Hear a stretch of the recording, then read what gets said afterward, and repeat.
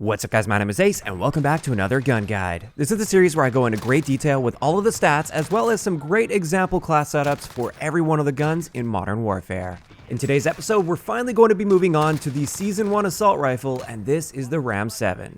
Starting it off, as always, let's have a look at the damage profile. Now the damage profile is actually identical to the M4 as well as the Kilo at 28, 23, 18. And this means it's going to be a 4 to 6 shot kill in core game modes, and it'll be a 2 shot kill in hardcore modes. As for headshots, we get a multiplier of 1.5 to the head, and this means our headshot damage profile is 42, 35, 27. And what this means is in the closer range situations where it's normally a 4 shot kill, if you manage to hit 2 shots to the head as well as 1 to the body, you can get a 3 shot kill. So you are going to need more than just one headshot to help in those situations. As for our rate of fire, this is quite fast at 882 rounds per minute. This is noticeably faster than the M4, which means our theoretical minimum time to kill is going to be 204 milliseconds in the 4-shot kill range. Then it'll drop down to a 340 millisecond time to kill in the 6-shot kill range. This is a very competitive time to kill up close, and also it is quite a forgiving gun as well. Even if you're missing the odd shot here or there, you don't lose out on much of your time to kill due to that fast fire rate. As for those situations where you manage to land at least 2 bullets to the head and 1 to the body, getting a 3-shot kill, your time to kill potential in these situations is 136 milliseconds, which is very, very fast.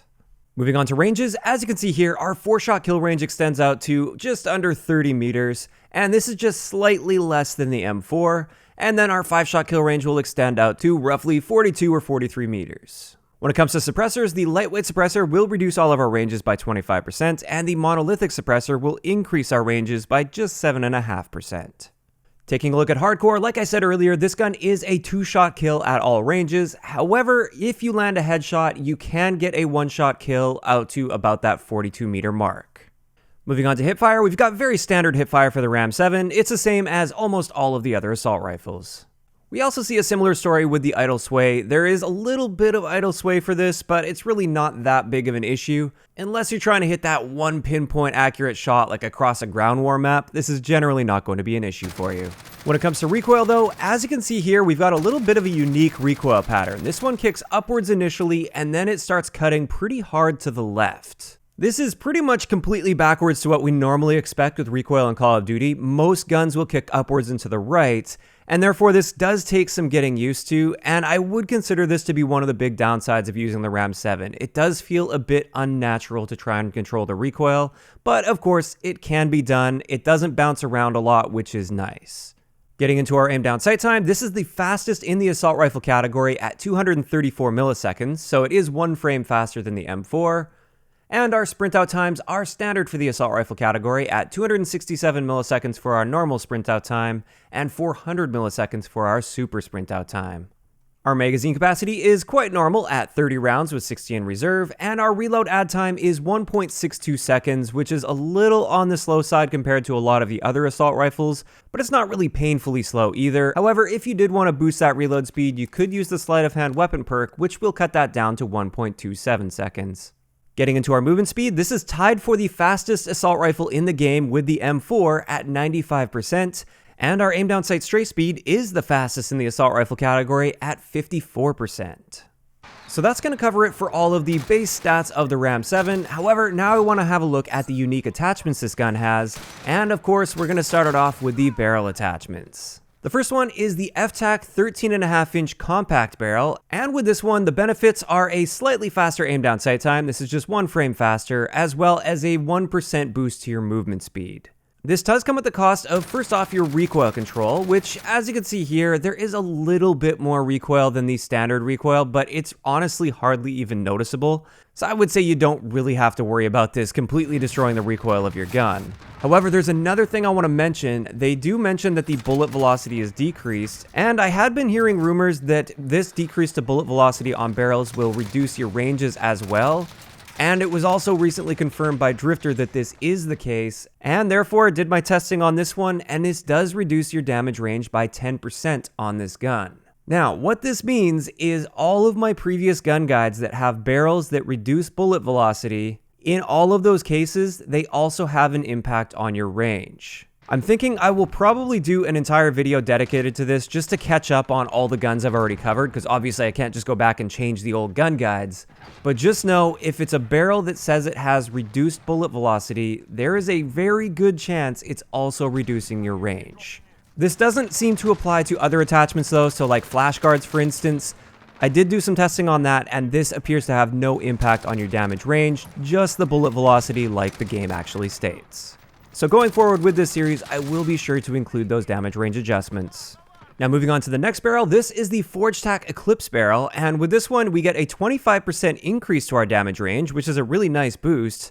And on top of that, we get improved bullet velocity, so we are able to hit those moving targets at longer ranges a bit more effectively. These upsides just come at the cost of a very slightly slower aim down sight speed. It's now 250 milliseconds with this barrel equipped.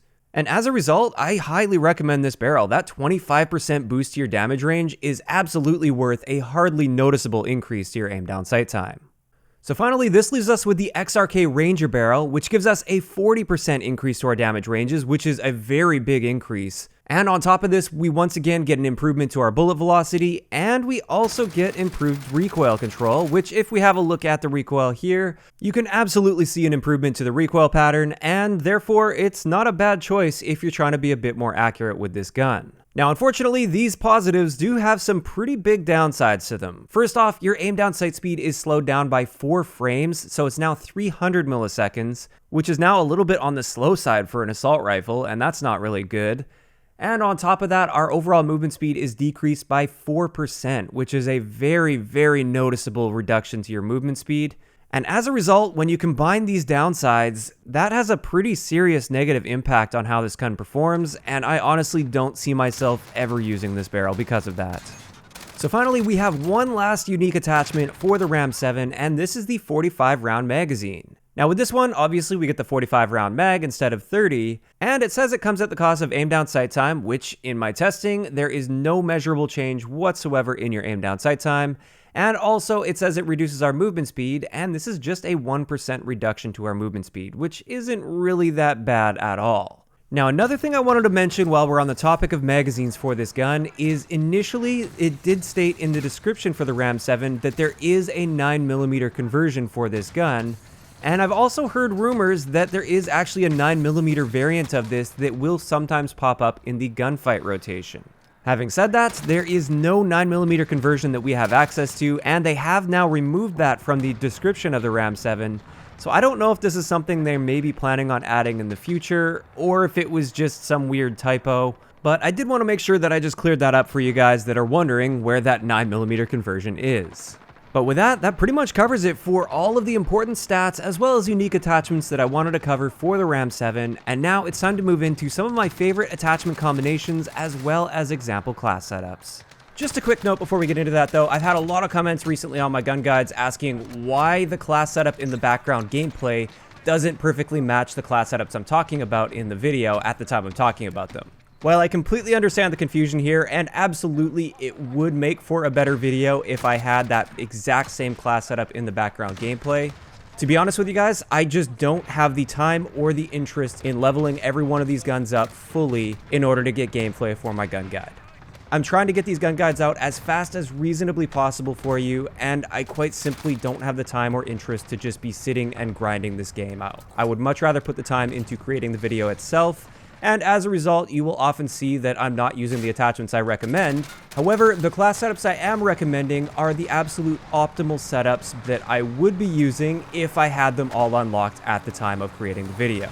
So hopefully you guys can understand where I'm coming from with this, and let's just get into the class setups. Now the first one that I have for you guys here is my aggressive yet stealthy sort of RAM-7 class. With this we've got the Forgestack Eclipse barrel, which is the one that improves our damage range, but it doesn't really have much of a downside. It just slightly reduces our aim down sight time, but only by 1 frame, and I would still consider this gun to be very effective at aggression, even with that slight reduction.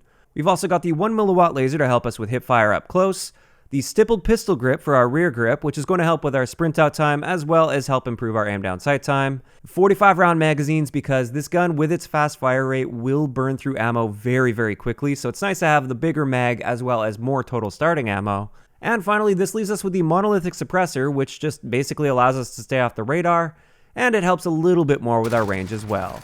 Taking this into an example class setup, for this one we've got the 1911 with a suppressor on there, so we can still stay off the radar even with our secondary. Our perks are going to be EOD, Ghost, as well as Tune-Up, and the reason we're using Tune-Up is so we can get our Dead Silence field upgrade faster, so we can be more aggressive and stealthy.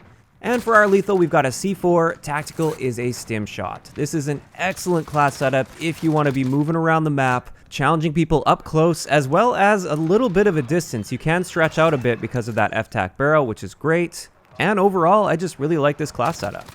As for the next one, this one's designed to be a little bit more of a balanced class setup that's designed for versatility. So it's still going to be pretty good up close, but it is designed to also stretch out and pick people off at mid to longer ranges very, very well. With this, once again, we do have that Forgestack Eclipse barrel. That is my favorite barrel attachment to use on this gun by far. We've also got an operator reflex sight on this, the stippled pistol grip once again, as well as the 45 round magazine. And finally, we have the compensator on this. Now, the compensator is going to help a decent amount with our recoil. And when you combine that with the reflex sight, this just allows you to overall challenge those mid to somewhat longer range engagements a lot more effectively, without losing any of those benefits that you gain with this gun in those closer range situations.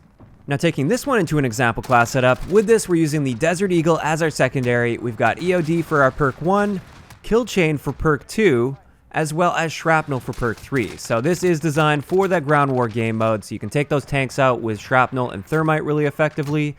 Kill Chain is awesome because with the versatility of this gun, you can play any role you need to. You can hang back, pick off kills, or push the objective if you would like. And when you start chaining those kills together, you can get the streaks, which will chain to your next streaks. Now, to top this off, my crutch tactical at the moment is Stim Shot, so I decided to throw that on this class as well. And with that pretty much covers it for today's gun guide on the RAM-7. As for my personal thoughts on this gun, I do think this is absolutely an upper tier assault rifle. In some ways it's better than the M4, but at the same time I do like the recoil pattern on the M4 a lot better. It's much easier in my opinion to control the recoil of the M4, and this is the sole reason that I would take an M4 over the RAM-7. But aside from that, the RAM-7 is an amazing assault rifle that has a ton of potential. It's not the greatest at really long ranges, but close to mid ranges, it can absolutely dominate. And with that, I'd like to know in the comment section below, what do you guys think about the RAM-7 in this game? Do you agree with me? Do you think it is an upper tier assault rifle, or do you think it's a little bit overrated? Just let me know those thoughts in the comment section down below. If you guys enjoyed this video and you want to see more episodes of Gun Guides, I will leave a link to the playlist in the description down below. If you enjoyed the video, a like rating is always appreciated, and don't forget to subscribe for more if you haven't already. I'll talk to you guys next time.